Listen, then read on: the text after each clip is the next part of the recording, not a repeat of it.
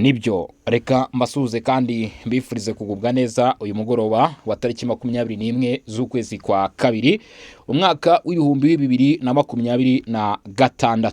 Mbere ya byose reka manze bifurize kugubwa neza hano kuri mikoro za Region Info ndetse n'abanyurukiye kuri Barore TV. Mwabonye ko amakuru kabisa turimo turagenda tuyabarungikira cyangwa se tuyabagezaho. Mbabwire rero ko muri aya masaha y'umugoroba ushira ijoro cyangwa se ijoro ubwo ryitegura kunihira, tugiye kuba twakurikiza muri Kivu y'Amajyepfo tukareba amakuru ari guturuka muri bice imbere indani, dore ko mu bigaragara ko bitifashe neza rwose cyangwa se bitigeze bigendekera neza bamwe uyu munsi. Abo umutwe wa 23 kugeza maginga yangaya bakomeje gutesekeshwa n'urugamba rukomeye cyane rwa kushwinda ruba nyuma ya Puezero, agace bambuwe ndetse abayo no kwihanagizwa ukomeye cyane. Ngira ngo imirwano imaze iminsi ba nta muntu utari kubibona. Rimwe bavuga bati nutabona kabakaba kabisa imirwano iri kuba ngira ngo murimo murabona urwego igisirikare cya leta ya Kongo kimaze kuba cyageza ibintu cyangwa se uburyo ki bamaze gufata ibintu bakabishyira ku ntera hejuru cyane, nyuma yo gufata intwaro nyinshi, nyuma yo kwica benshi muri abo barwanyi, nyuma yo kwigarura ibice bigiye bitandukanye. Ntago byari bube muri Uvira Fizi honyine gusa, ahubwo no muri teritwari ya Karehe dusatira Kabare niho hari hatahiwe ko kugeza kuri ubu ngubu, nyuma yuko Masisi Centre hakomeje kugenda mu by'ukuri avugwa urunturuntu uko naho bashaka kwaga bitero, ndavuga Wazalendo FARDC nabo bafatanya muri Kivu y'Amajyaruguru bagahita banyarukira bita Katoyi bakafata. Ntago byaje kugarukira ngaho gusa kuko abasore bahise banuka ngaha muri Sud Kivu bikoza aho bita muri teritwari ya Karehe ari ikibuga cy'indege gikomeye cyane. Baravuga bati reka tukore operation Karundura Kabutaka, reka tukwereke icyo bita umuriri, reka tukwereke icyo bita fight. Biravuga ko kugeza kuri iyi tariki ya 21 z'ukwezi kwa kugeza kuri tariki ya 21 z'ukwezi kabisa kwa kabiri, M23 ibyo yongeye gusaba irimo kubihabwa. M23 yasabye umuriro, yasabye imirwano mu by'ukuri ejo bundaha ku itariki 18. Uyu mutwari wahawe amahitamo avuga ko bagomba guhagarika imirwano ku bw'agahenge kari kasabwe n'uwo bita Joao Lourenço Conclave Emmanuel, niko bamwita, perezida wa Angola rwose, perezida w'ikiriya gihugu umaze umwaka wose ari mu muryango wa Afurika yunze ubumwe. Ndetse bakavuga bati iyi nkoni y'ubushumba reka tunayishyikirize Perezida Evariste Ndayishimiye. Nsuza abarundi mwese, abari mu gihugu cy'u Burundi ndetse n'abatari mu gihugu cy'u Burundi, bari hanze y'iki gihugu muri diaspora y'u Burundi, abarundi bari imbere mu gihugu mwese aho muri, ndabasuje kandi mbifuriza felicitation kuba umukuru w'igihugu Evariste Ndayishimiye mu by'ukuri yahawe inkoni yo guheka umuryango wa Afurika mu by'ukuri yunze ubumwe. Ni ikintu gikomeye cyane, ni ikintu gikomeye cyane, gwabyemera utabyemera ni inshingano ziba zikomeye ndetse ni n'amahirwe akomeye cyane ko hagira icyo cyizere. Uyu rero akaba mu by'ukuri ari utwaye uyu muryango. Ntabwo aribyo twari tugiye kugaruka, ahubwo twari turi kwivugira iby'imirwano yari yahagaritswe. M23 ikidekara iti twebwe turarwana ntibagaruze, bamara kwidekara rero dore biri kubaho mw'abantu mwe. Ni nayo mpamvu tugiye kwerekeza muri iyi myanya yakomeje kugenda yumvikanamo mu by'ukuri urugamba, icyo bita imberenge. Ngira ngo murakizi, ni rwa rugamba rutikura simusiga. Operation Ifumbira Ubutaka zaragarutse, drone ziri gukora icyo bita Operation Ifumbira Ubutaka. Habayo kurasana hagati y'inyeshyamba za FC23 ndetse na Wazalendo ikavumu. Intandaro ya byose ni iyihe? Bihagaze bite? Niho ibintu bigeze? Ibyo nibyo tugiye kuba twareba. Niyo mpamvu mbabwira abantu mukande subscribe. Ntago mba mvuga gusa ngo ukande subscribe hanyuma amakuru ugiye kuyashakira handi mu bambere kwa Bosco. Murabizi abaturage batuye ikavumu ndetse no mu nkengero zaho mu karere ka Kabare muri teritwari ya Kabare, nkuko nakubwiye ni turava Karehe dukubitira Kabare, nkuko nabikubwiye ngira mu mazi iminsi mwumva tuje twaza Katana ndetse n'ahandi za mpiti ngira muzi byabereye. Abaturage batuyanga ikavumu mu nkengero ndetse no mu nkengero zaho bavuze ko uyu munsi hiriwe ikintu bita isasu, ngo ryavugaga umuturage akavuga ati ryavuga ku buryo bamwe bagiye munsi bitanda abandi birukanyira mu mazu barafunga, abandi bajya mu bihuru, ariko ngo umuriro wari wabaye umuriro umunsi wose kuva mu masaha mu gitondo haranzwe n'ubwoba bukabije. Ibi ntabwo wabirenganyira usore wese ngo agire ubwoba, ntabwo urusasu rwari ruri kuvugira imbere yawe cyangwa se muri kilometero nkeya cyane imbere yawe ngo ureke kugira ubwoba. Aha ngaha rero Kavumu ubu ngubu ngo hari ikintu bita ubwoba, mutene mu gukomeye cyane bitewe n'imirwano yahuje abarwanyi ba FCM 23 ndetse na Wazalendo. Nakubwiye nti Wazalendo basigaye bafite ikintu bita intwaro, barasharinga ntibagaruze. Ntago ari bya ndende 23 yazaga ikarasa ngo abana abasivile ngo ibiki n'ibiki. Ubu Wazalendo iri ku rwego ruhanitse, kugira ngo bashe gutsinsura Wazalendo biba bigoye. Ngira ngo naho bagenda mu byukuri bahangana, murabyumva uko bigenda. Ni nako nanga tujye kubabwira uko byagenze, nkuko amakuru aturuka mu baturage bivuga ngo imirwano yatangiye mu gitondo izagosha mu kanya gato nyuma yo kongera kubura ku mugoroba. Ngo kuva mu rukerera imirwano, amasaso, imbunda zavugaga, ntabwo higeze habaho kurya. Byandi murabizi hajyaga abaho imirwano ugasanga ku masaha ya kumanywa saa sita gutyo urugamba rurahosheje, abantu bagiye kurya, Wazalendo bagiye kwirira. Ariko ubwo byarahindutse, imirwano yo kwiza amasaha nimugoroba agahenge gato kidogo, urugamba rwongera guhita rusubukura mu amasaha nimugoroba. Ngo ikintu bita isasu ryacaga ukajyana indege, ryacaga ukajyana ikibono umwe. Umuturage utanze aya makuru wirinze ko imyirondoro itangazwa cyangwa wabisabye, ati umuturage wo muri aka gace aragira ati imirwano yatangiye nyuma yuko umwe mu barwanyi ba Wazalendo yaravanwe mu kigo nderabuzima. Nyuma y'amasaha make imirwano yahise yubura kuva Katana kugera Kavumu, humvikana urusaku rw'amasasu. Urumva kuva bita Katana kugera Kavumu hari abo mu Wazalendo ngo bari bagiye mu bitaro, mu kuvayo nibyo ntumbaze ngo byagenze gute. Reka dukomeze twumve ko baza kubivuga. Ntabwo nza kuvuga ngo byagenze gutya ko nge sinari impari, ahubwo ndi kubwira ibyahabaye byabashije kuvugwa. Ariko wenda ko Soni babaye intandaro y'imirwano ndetse kuvaho bita Katana gushyika Kavumu ngo isasu ryavugaga ngo ngwinurore.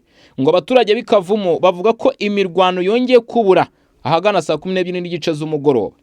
Kuko nabikubwiye ubwo turi muri studio, ngira murabona ko bwije buri mwari wese wenda biraza guterwa n'ingingo yayihagaze. Ariko kuba ari kugendera kuri amasanginga amategeko ya GMT mu karere k'ibiyaga bigari, ikintu bita umuriro, ikintu bita urufa rw'amasasu, ngo biragaragara yuko kabisa urugamba amasaha nimugora ku saa 12 n'igice rwongeye gusubukurwa. Undi muturage nawe yagize ati amasasu yongeye kumvikana ahagana saa 12 n'igice z'umugoroba Ikavumu. Ngira ngo urumva ko ari ikintu bahurijeho. Ngo nanone hagaragaye ko Wazalendo bongereye umubare w'abarwanyi babo ahagana saa 12:40. Uvuga ngo mu rugamba rwani mugoroba ntago abarwanaga mu gitondo aribo bari barimo kurwana. Kuko uyu muturage yara n'ubyumvisha aritangarije ati ubu muganya ku isaha 12:40 gutya hashize iminota 10 urugamba rutangiye, Wazalendo bongereye abarwanyi, cyo bita reinforcement, bongereye umubare, bongereyemo imbaraga, baminjiyemo agafu. Ubwo nuko abonaga ko hari ikiri guhinduka. Ngiyi imirwano yahungabanyije urujya n'uruza rw'abantu n'ibinyabiziga ku muhanda uhuza Bukavu na Kavumu. Ubu ngo uyu muhanda wafunzwe, Bukavu Kavumu wamaze kubanwa. Kubera iki? Kubera ko imirwano ese abaturage baraza guca mu masasu. Ariko nanone urumva ko bigenda bigira ingaruka ku muturage ubuzima bwe bwa buri munsi cyangwa se bw'umunsi ku wundi, n'ubundi nta kibuza ko bigenda bigira ingaruka. Ubu rero ngo ahangaha kuri iki gice cya Bukavu Kavumu imihanda yamaze kugira icya, yamaze gufungwa, ndetse mu bindi bice byakikije naho hari aho ahegereyeho hagomba kwifashishwa nk'inzira, naho hamaze kugarirwa. Kubera ko ushaka no kwangirwa bakavuga bati uyu ni adu yaba konde rwazane cyangwa se kurandi rwa 23. Ibyo bishobora kuba byabaho, ariko ngo umugora mw'abantu mwe Wazalendo bacana icyo bita itanura. Ngo uhagarariye societe civile muri ako gace yagize ati ku muhanda wa Katana Kavumu impande zombi zashyiraga intwaro mu myanya itandukanye bituma abaturage bahitamo kuguma mu ngo zabo kubera umutekano muke.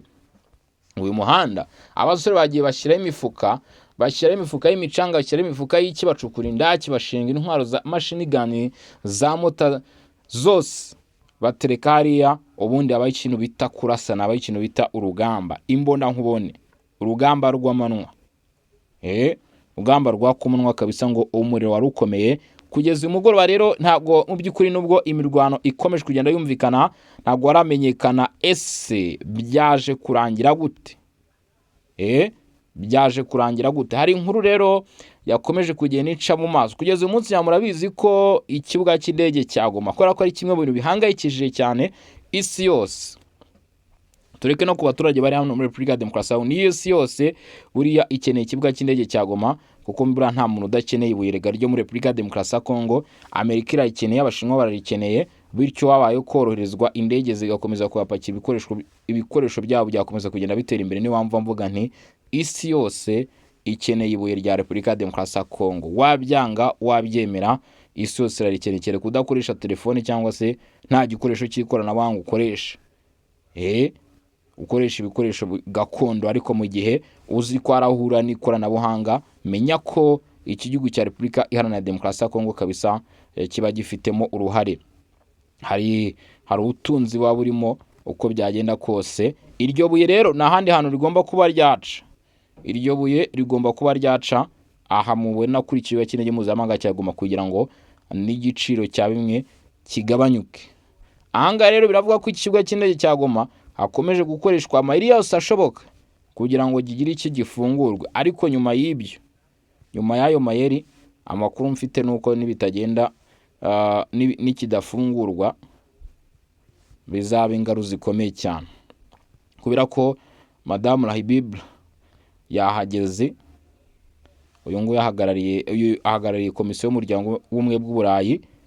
Murabizi ko ejo bundi umuyobozi w'agateganyo w'umuryango w'abibumbye ishami rishinzwe gukurikirana umutekano muri Repubulika ya Demokarasi ya Kongo yarahageze rwose. Indege iraparika ya kajugujugu, siwe wenyine, n'abandi bagiye bahagera. Jean Pierre Akuruwa yabikomojeho, Antonio Guterres yabikomojeho, Perezida Emmanuel Macron yabikomojeho, Amerika ibivugaho. Ubwo se n'iki gisigaye? Kinshasa ibivugaho, umuryango wa Afurika yunze ubumwe ubivugaho. Katwirebere aya makuru y'ibyasohotse cyangwa se biri kuvuga kuri ikibuga hano Goma. Mu by'ukuri twumve uko byifashe, rwose. Bati iki rero, ati ikibuga cy'indege cya Goma M23 yemeye kuganira ku kongera kugifungura, ntago byari bunanirane. Ku itariki 20 Gashyantare Goma, Claude Nanga yashatse gukosora isura y'umutwe wa M23 ushinjwa gukumira kongera gufungura ikibuga cy'indege mpuzamahanga cya Goma cyafunzwe kuva uyu mutwe wafata umujyi mu mpera za Mutarama 2025, imbere ya komiseri w'umuryango w'ubumwe bw'Uburayi ushinzwe ubutabazi nk'uko nabivuze Haja Rahibib. Ndetse no mu kiganiro n'itangazamakuru, Nanga yavuze ko abifuza mbere na mbere ko ikibuga gifungurwa ari abayobozi bari Goma, ni ukuvuga AFC 23. Ngaho yasobanuye ko impamvu ngo ikibuga kigifunze ari impamvu z'umutekano, ngo ari impamvu za tekinike cyane cyane iz'imiyoborere. Yongeyeho ko ngo abafatanyabikorwa mpuzamahanga bakomeje gukomanga ku muryango utariwo, ngo bajya kuganira i Paris, Kinshasa cyangwa bakavugana na Kigali, ngo kandi nk'uko abivuga abashinzwe kurinda ndetse no kugenzura icyo kibuga bari i Goma. Ubwo yavugaga AFC 23. Iyi AFC 23 yatangaje ko ubu yemeye ihame ryo kuganira. Urumva icyo kintu? Bemeye ihame ryo kuganira ku buryo bwo kongera gufungura ikibuga, ariko hubahirijwe imbogamizi zijyanye n'agace kagomba kuhagenzura. Iri hinduka mu mvugo rije mu gihe hari ibikorwa byinshi bya diplomasi. Urugero nko ku itariki 30 Ukwakira 2025 Paris, Ubufaransa na Togo byateguye inama yo gushyigikira amahoro n'iterambere mu karere k'ibiyaga bigari. Hatangajwe inkunga ya miliyari 1.5 z'amayero, harimo na miliyoni 850 z'amayero yazagenewe ubutabazi bwihuse. Hanatangajwe ko ikibuga cya Goma kizafungurwa ku mpamvu z'ubutabazi. Perezida Emmanuel Macron yavuze ko gufungura icyo kibuga byaba ikimenyetso gifatika kandi gitegerejwe n'abaturage ba Kivu y'Amajyaruguru. Icyakora AFC 23 yahise yamagana icyo cyemezo, ivuga ko kidashobora gufatwa Kinshasa kuko ubuyobozi bwa Kongo budafite uburenganzira, ngo leta ya Tshisekedi ngo nta burenganzira ifite ku bikorwa remezo biri mu gace ivuga ko kabohowe. Uwo mutwe wemezaga ko ikibuga kizafungurwa gusa na M23 utemera ko Perezida Felix Tshisekedi cyangwa undi wese yagira uruhare muri icyo cyemezo.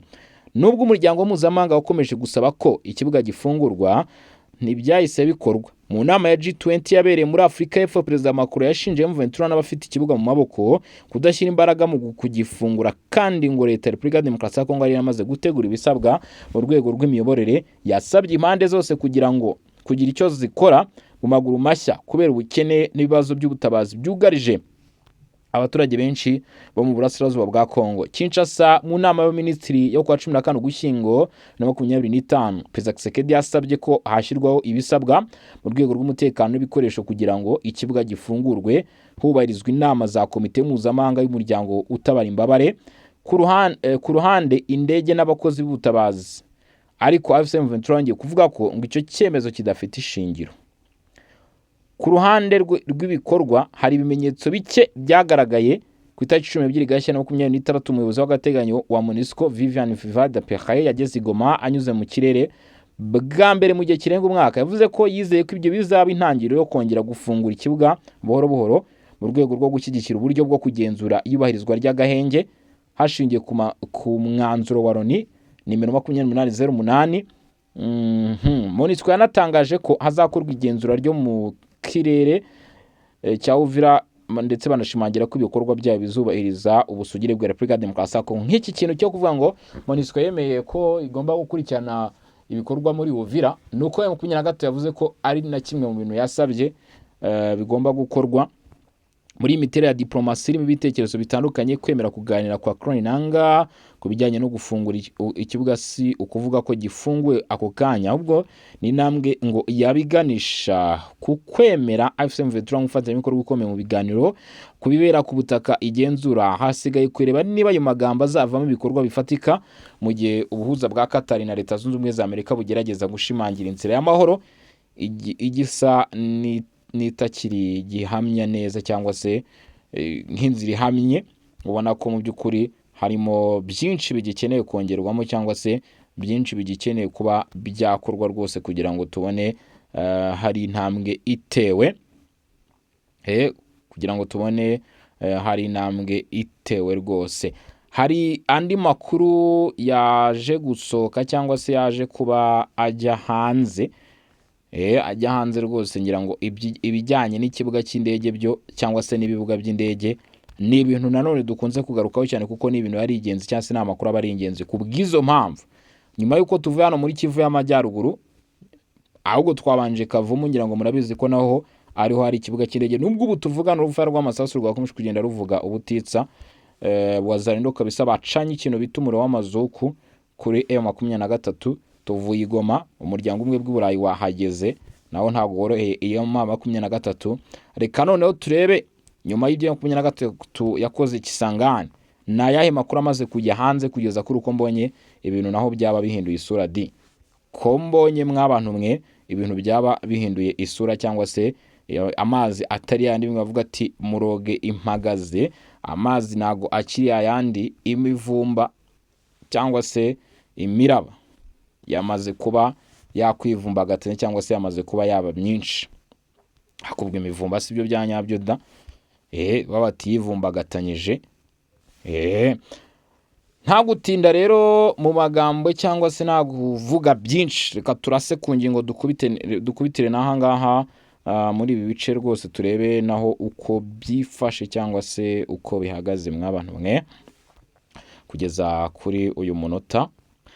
Ni raporo igaragaza ko drone yateye ku kibuga cy'indege cya Kisangani ngo yarashwe iturutse hanze yaho M23 igenzura. Ngaho karabaye noneho. Nubwo umutwe wa M23 wavuye mu mujyi wa Uvira, ibikorwa by'urugomo biracyakomeje. Ngo bikuye muri raporo nshya y'ukwezi yasowe n'ikigo cya Kivu Security gikorera muri Ebuteri, ikigo cy'abanyekongo gikora ubushakashatsi ku bibazo bya politiki, imiyoborere n'umutekano. Iyi raporo yasohotse kuwa 4 tariki 19 Gashyantare igaragaza by'umwihariko ko ibitero ibitero byo mu kirere byiyongereye mu burasirazuba bwa Repubulika Iharanira Demokarasi ya Kongo. Raporo yibutsa ko kuwa 2 Mutarama ingabo za leta ya Repubulika ya Demokarasi ya Kongo FARDC zagabye igitero cya drone ku barwanyi ba M23 mu mudugudu wa Masisi mu karere ka Masisi. Icyo gitero ngo cyahitanye abasivile 7 abandi 40 barakomereka, cyangije kandi ibikorwa by'umuryango mpuzamahanga World Child usanzwe utera inkunga abana n'imiryango yibasiwe n'intambara. Tariki 14 Mutarama mu gace ka Kalundu mu mujyi wa Uvira habaye ikindi gitero cya drone ya FARDC yo kwituritsa cyashegeshe hoteli yari irimo inama y'abayobozi ba M23. Abahitanwe n'icyo gitero bakekwa kuba ari benshi barimo abasivile, abarwanyi ndetse n'abayobozi ba M23. Mu karere ka Barikare ku itariki 22 Mutarama FARDC yagabye ibitero byo mu kirere byasanye ibirindiro bya M23 Iburesa. Bukeye bwaho ngo ibindi bitero byibasiye kandi bisenya ibirindiro byabo byo kubikamo ibikoresho mu midugudu ya Mpeti na Minjenje iherereye nko ku birometero 18 uvuye Pinga. Mu ijoro ryo ku itariki 31 Mutarama rishyira ku itariki ya 1 Gashyantare mu gihe ibiganiro hagati ya leta ya Kongo na Repubulika ya Demokarasi leta ya Kongo Prito na M23 byari byongeye gutangira gahoro gahoro mu rwego rw'ibiganiro bya Doha. Ikibuga cy'indege mpuzamahanga cya Bangoboka kiri mu mujyi wa Kisangani cyagabweho igitero cya drone zo kwituritsa. Amakuru y'umutekano avuga ko nta byangiritse bikomeye byabaye ku bikorwa remezo bya FARDC n'abafatanyabikorwa bayo. Gusa M23 niyo yiyemereye ibyo bitero ivuga ko byari bigamije kurasa ahari icyicaro gikuru gishinzwe kugenzura drone za FARDC. Raporo ivuga ko ubwoko bwa drone yakoreshejwe ariyo bitayiha gatatu bushobora kuraswa gusa mu ntera itarenze kilometero 300 uvuye aho igiye kwibasira. Ibyo bikaba bisobanuye ko zaturutse hanze yahagenzurwa na M23. Perezida wa Komisiyo y'Umuryango Ubumwe bwa Afurika Muhammad Ali Yusuf yamaganye ivuye inyuma icyo gitero cyagabwe ku kibuga cy'indege cya Kisangani. Mu itangazo yasohoye ku itariki 3 Gashyantare yagaragaje impungenge zikomeye, anasaba ko ibikorwa by'ibyo bihagarara kuko bishyira mu kaga abasivile kandi bikaba binyuranyije n'amategeko mpuzamahanga arengera abasivile mu bihe by'intambara. Yaburiye kwagura imirwano no mu mijyi iri kure y'imbibi z'intambara bishobora kongera ubukana bw'amakimbirane no gushyira mu kaga umutekano w'igihugu n'akarere muri rusange, ndetse bikarushaho kuzahaza ubuzima bw'abaturage bo mu burasirazuba bwa Repubulika ya Demokarasi ya Kongo. Ibaye nyuma y'amezi make yasinywe amasezerano ya Washington hagati ya Kinshasa na Kigali yasinyiwe imbere ya Donald Trump. Nubwo ayo masezerano yemejwe, imirwano yacyakomeje hagati ya FARDC na M23 ishyigikiwe n'u Rwanda cyane cyane mu ntara Kivu y'Amajyaruguru, Kivu y'Amajyepfo. Kinshasa na Kigali bikomeje gushinjanya kutubahiriza ibyo byumvikanyweho. Ni nako ibiganiro bya Doha biyobowe n'umwami wa Katari bigamije gushakira umuti urambye intambara birimo kugenda bigura intege, nubwo byongeye gusubukura nyuma y'igihe byari byarahagaze ntibiratanga umusaruro ugaragara ku rwego rw'umutekano. Ibiganiro byagejeje ku isinywa ry'inyandiko igena uburyo bwo kugenzura ibarizwa ry'agahenge hagati y'impande zombi.